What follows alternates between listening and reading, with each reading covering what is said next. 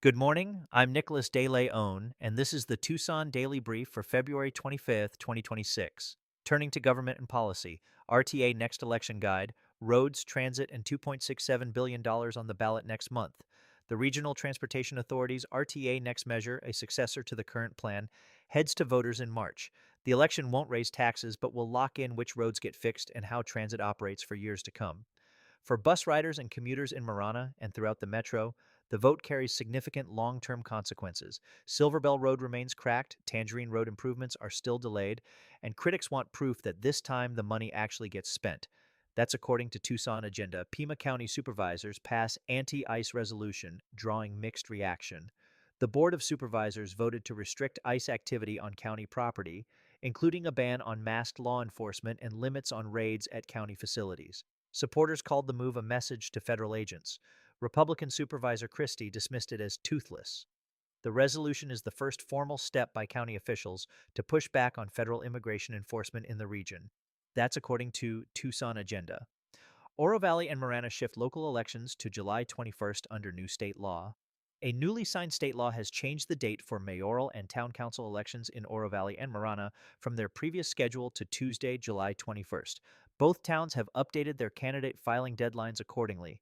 Residents in these fast-growing Northwest communities should check new registration and deadline requirements. That's according to Tucson local media/Explorer News. Congresswoman Adelita Grijalva weighs in on detention centers, book bans, and 100-day report. Southern Arizona's newest member of Congress is wading into the region's most contested political fights. Representative Grijalva's 100-day assessment covers federal immigration detention activity in the area and Arizona book ban battles, issues with direct impact on Pima County constituents. That's according to Tucson Agenda, starting with public safety. Trial date set for suspect in UA triple hit and run. Louis John Artal, accused in a deadly hit and run near the University of Arizona campus that killed one person and injured others, appeared in court Friday and had a trial date set. The crash drew widespread attention in the UA neighborhood last year. No additional information on the trial date was available in the initial report. That's according to AZPM. Education TUSD Board approves FY27 budget cuts, spares attendance staff after public pushback. The Tucson Unified School District Governing Board approved the majority of its administrative budget reduction recommendations for fiscal year 2026 to 27 Tuesday night, as part of a phased plan to cut $27 million by 2030. 6 recommendations were approved, including eliminating regional itinerant substitute teachers and consolidating the Customer Support Center, but the board reversed course on cutting attendance and registration technicians after teachers, staff, and parents packed the meeting room to protest. Superintendent Gabriel Trujillo cited rising costs and declining enrollment as the drivers. That's according to KGUN 9, ABC. City High and Paulo Freire teachers say union vote is being blocked by their board.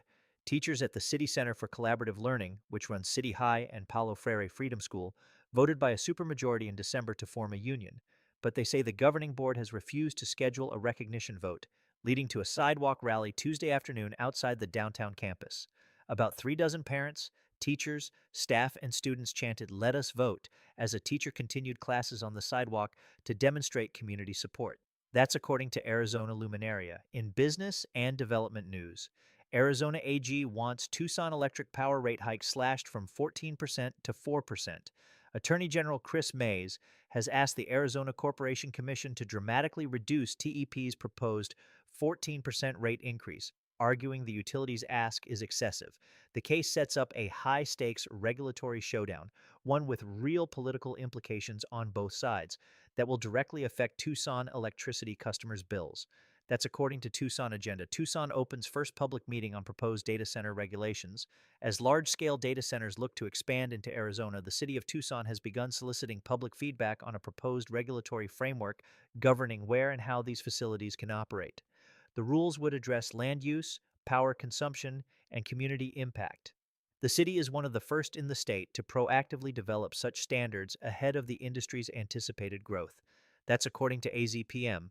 Hot Dogs 501 brings Sonoran-style hot dogs and a family story to Main Avenue.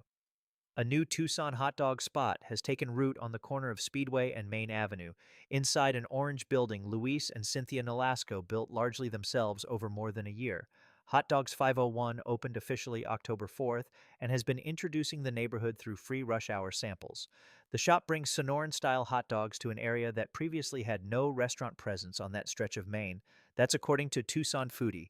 In community news, wildflower season is starting early, super bloom potential this year. A warmer than average winter has triggered earlier than usual blooms at Picacho Peak State Park and Lost Dutchman State Park near Phoenix. Forecasters see genuine super bloom potential for 2026. Tucson area trails and the surrounding desert are worth watching through March for peak color.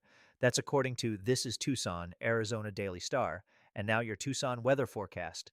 No active alerts, clear and warm conditions across the metro. Today, sunny, high near 85 degrees Fahrenheit, south-southwest wind 2 to 10 miles per hour, precipitation 0%.